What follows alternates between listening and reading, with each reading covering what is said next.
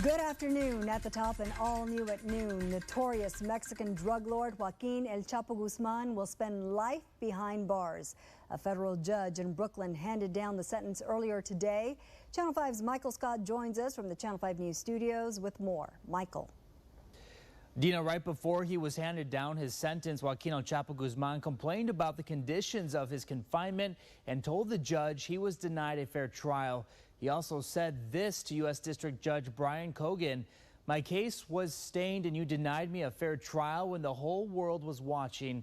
He goes on to say, "When I was extradited to the United States, I expected to have a fair trial, but what happened was exactly the opposite."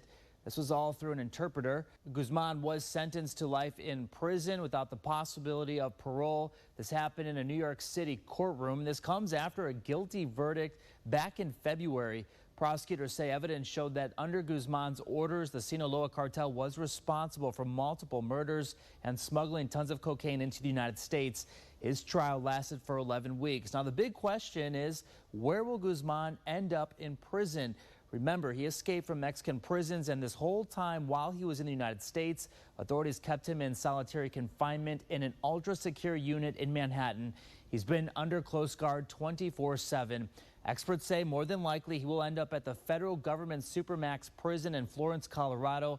This facility is known as the Alcatraz of the Rockies. Most inmates there are given just a TV, and their actual view of outside is just a 4-inch window.